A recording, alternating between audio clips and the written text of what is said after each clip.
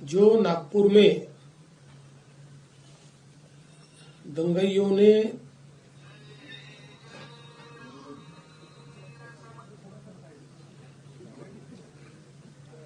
जिस प्रकार से दंगा किया उसके बारे में एक वरिष्ठ स्तर की बैठक मैंने की है। हमारे सहयोगी मंत्री बावनकुळे जी भी उसमें उपस्थित थे। किस प्रकार की घटनाएं हुई, उन घटनाओं में अगर कोई लैप्सेस थे तो वो क्या थे, उन घटनाओं को किस प्रकार से रिस्पॉन्ड किया गया और घटनाओं के बाद अभी तक क्या कार्रवाई की गई, इसकी पूरी जानकारी मैंने प्राप्त की है। मेरे अपने कुछ ऑब्जर्वेशंस उस संदर्भ में थे, वो भी मैंने पुलिस आयुक्त और जो वरिष्ठ अधिकारी थे उन सबके सामने रखे हैं। मूल रूप से ये घटना जिस दिन घटी उस दिन सुबह औरंगजेब की एक प्रतीकात्मक कब्र जलाई गई और उसको जलाने के बाद कुछ लोगों ने उसके बारे में कंप्लेंट भी की। पुलिस ने नियम के अनुसार उस कंप्लेंट को एंटरटेन भी किया, लेकिन बाद में कुछ लोगों ने सोशल मीडिया का उपयोग करते हुए पॉडकास्ट और पोस्ट के माध्यम से ये औरंगजेब की प्रतीकात्मक कब्र नहीं जलाई गई तो इस पर दरगाह की चादर लगाई थी और उसमें कुरान की आयतें लिखी हुई थी, उसको जलाया गया। इस प्रकार का एक झूठा प्रचार किया और लोगों की भावनाओं को भड़काने का काम किया। शाम के समय नागपुर के कुछ इलाकों में लोग जमा हुए और दंगाइयों ने पत्थरबाजी की, गाड़ियों को तोड़ा, दुकानों पर हमला किया और बड़े पैमाने पर नुकसान करने का काम किया। पुलिस ने भी अच्छी कार्रवाई की। 4, साढ़े 4, 5 घंटे में पुलिस ने इस पर पूरा काबू लाया। उसके लिए आंसू गैस के गोले छोड़ने की बात हो या अलग अलग प्रकार से जो कार्रवाई करनी पड़ती है वो सारी कार्रवाई पुलिस ने की, जिसके कारण इसको काबू में लाया गया। इसमें बड़े पैमाने पर पुलिस घायल हुई। पुलिस के हमारे डीसीपी लेवल के 3 लोग और कुल मिलाकर 33 पुलिस के लोग और कुछ सिविलियंस और सारे कुल मिलाकर 40 लोग इस प्रकार से इसमें घायल हुए।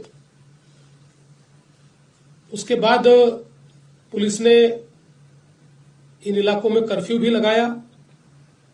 अभी उस दिन के बाद इन इलाकों में कोई घटना नहीं घटी है, शांति है। लेकिन जो सीसीटीवी फुटेजेस हमारे पास उपलब्ध थे, अलग अलग लोगों ने वीडियोस दिए थे, उन वीडियोस को भी एनालाइज किया गया।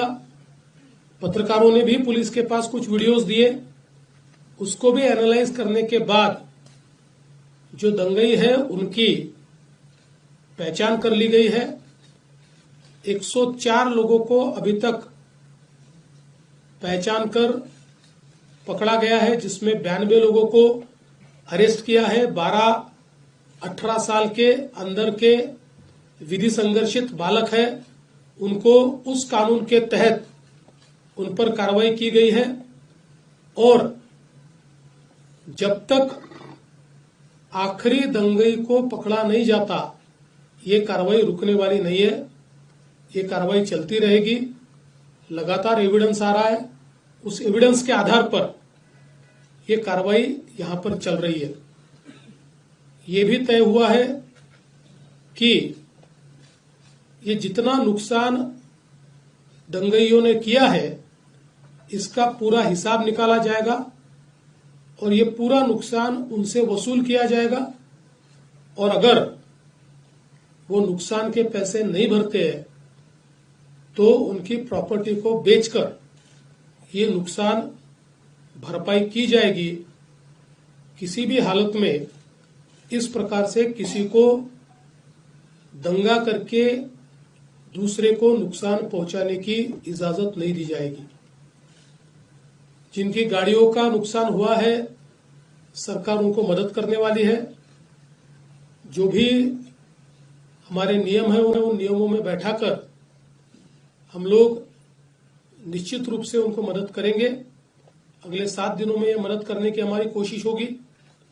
और साथ साथ जिन लोगों ने सोशल मीडिया का उपयोग करते हुए इस प्रकार के पोस्ट किए जिसके कारण दंगे भड़के या दंगे भड़कने में या लोगों को भड़काने में जिनकी पोस्ट ने काम किया है, ऐसे लोगों को भी हम लोग सह आरोपी बनाएंगे, को एक्यूज बनाएंगे और उनको भी दंगे का आरोपी माना जाएगा।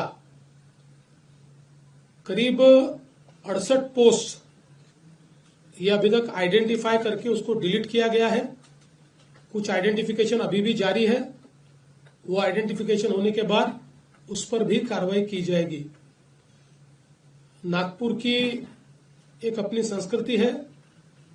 1992 के बाद नागपुर में कभी भी इस प्रकार के दंगे नहीं हुए। कभी छोटी मोटी घटना हुई होगी, लेकिन इस प्रकार से आगजनी करना, लोगों के गाड़ियों को तोड़ देना, पत्थरबाजी करना, ये किसी भी हालत में सहन नहीं किया जाएगा।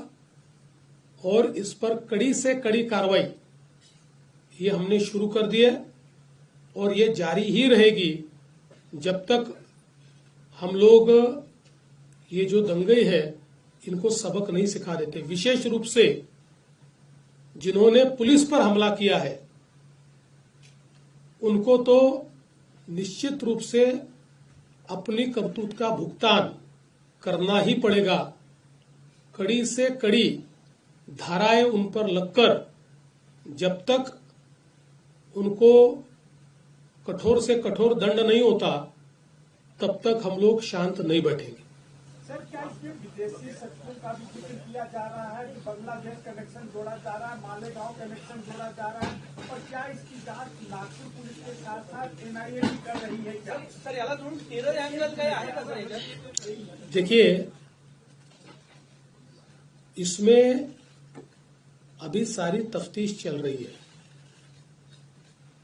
अब जो लोग अलग अलग प्रकार के पोस्ट करते हैं उनमें से कुछ लोगों के पोस्ट में कुछ ऐसी चीजें भी दिखाई पड़ी है कि जो बांग्लादेशी लगती है, पर आज इसमें बांग्लादेशी एंगल है या विदेशी हाथ है ऐसा कहना इस समय उचित नहीं होगा जब तक उसकी पूरी जांच नहीं हो जाती।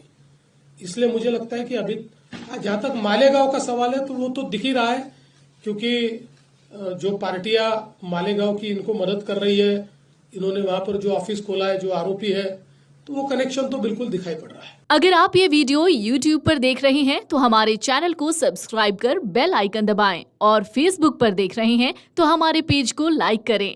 8 मिलियन प्लस सब्सक्राइबर, आपके इस भरोसे के लिए बहुत धन्यवाद।